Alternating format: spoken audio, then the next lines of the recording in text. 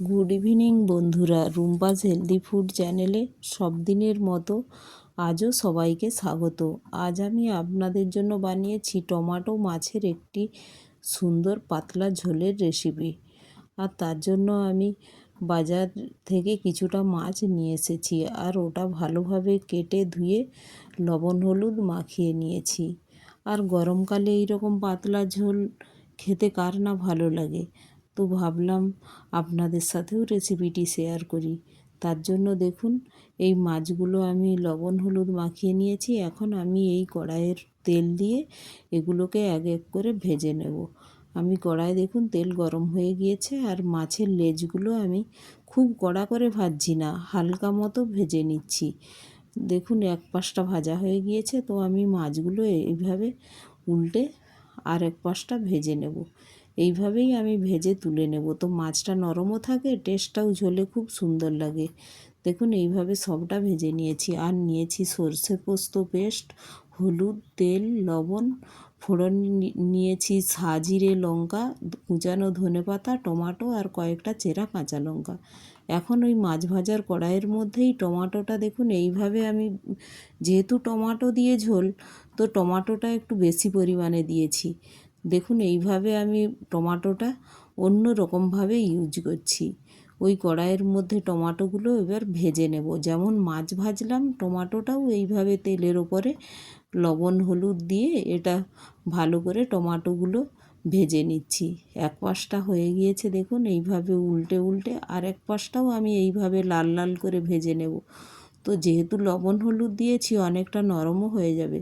আর tomato, এই রকম tomato ঝোলের সাথে খুব সুন্দর লাগে খেতে, অবশ্যই একবার বানাবেন।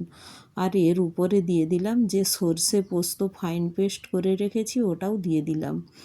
এটা দিয়ে একটু নাড়াচাড়া করে আমি কষে নেব। আর দেখুন চেরা কাঁচা লঙ্কাগুলোও টমেটোর সাথে দিয়ে দিয়েছিলাম।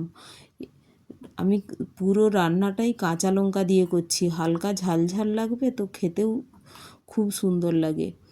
আর আপনারা আপনাদের পরিমাণ মতো ঝালটা দিয়ে দেবেন। দেখুন এইভাবে টমেটোর এক পাশটাও লাল লাল করে ভাজা হয়ে গিয়েছে, তো মশলার সাথে এই টমেটোগুলোকে আমি উল্টে দিচ্ছি। ফোড়ন কিন্তু এখনও ইউজ করছি না, আমি লাস্টে ফোড়নটা ইউজ করব। দেখুন এইভাবে আমার কষা হয়ে গেছে মশলা আর টমেটোটা। এখন এর মধ্যে দিয়ে দেব মশলা ধোয়া জল, আর একটু জল দিয়ে দেব। যে এটা স্যুপ স্যুপ রাখছি, আপনারা মাখা মাখাও বানাতে পারেন, তো তাতে কম করে জল দেবেন। আমি যেহেতু একটু স্যুপ রাখবো, তো তার জন্য একটু বেশি পরিমাণেই জল দিচ্ছি। আর টমেটোগুলো খেতে এত সুন্দর লাগে এই ঝোলের, তো একবার অবশ্যই বানাবেন এভাবে। আর গরমকালে এইরকম হালকা টকটক খুব ভালো লাগবে। তো এইভাবে আমি জল দিয়ে একটু ঢেকে কুক হতে দিলাম। টমেটোটা কুক হয়ে গিয়েছে, তো এখন আমি এই ভাজা মাছটা, এটা মশলা, দেখুন মশলা আর টমেটোটা একসাথে প্রায় কষা হয়ে গিয়েছে, তো ভাজা মাছটা এখন এর মধ্যে দিয়ে দেব। ভাজা মাছটা দিয়ে এটা আবার একটু নাড়াচাড়া করে একটু ঢেকে আমি মাছটা কুক হতে দেব। দেখুন এইভাবে হালকা ভেজে নিয়েছি।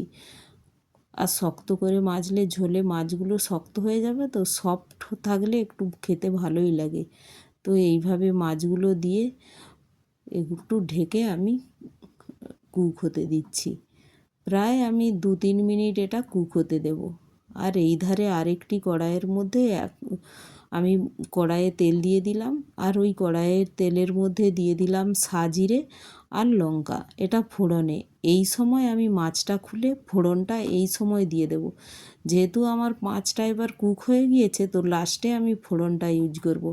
সাজিরে আর লঙ্কার যে ফোড়নের স্মেলটা, এটা খুব সুন্দর লাগে। তো ঝোলের উপরে আমি পাশের ওভেনেই এটা ফোড়নটা বানিয়ে এর উপর ঢেলে দিলাম। দেখুন দেখতে কত সুন্দর লাগছে। আর ঝোলের উপর দিয়েছি, তো ফ্লেভারটাও একটা খুব সুন্দর ফ্লেভার আসছে। এখন এর উপর থেকে দিয়ে দিলাম ধনেপাতা কুচি, দিয়ে আমি ঢেকে আমি দু এক মিনিট এটা স্লো গ্যাসে দিয়েই আমি বন্ধ করে দিলাম। এখন দেখুন রান্নাটা আমার কমপ্লিট। আর দেখতেও যতটা সুন্দর হয়েছে, খেতেও ঠিক অতটা সুন্দর। আর হালকা টকটক লাগে, তো খেতে অপূর্ব হয়। আর সাজিরের যে স্মেলটা, খুলতেই হচ্ছে যে সাজিরের স্মেলটা এত সুন্দর উঠেছে, আর গরম ভাতের সাথে এটা খুব ভালো লাগে। অবশ্যই একবার বানাবেন। আর রেসিপিগুলো ভালো লাগলে একটি লাইক, শেয়ার ও সাবস্ক্রাইবও করে দেবেন। Thank you.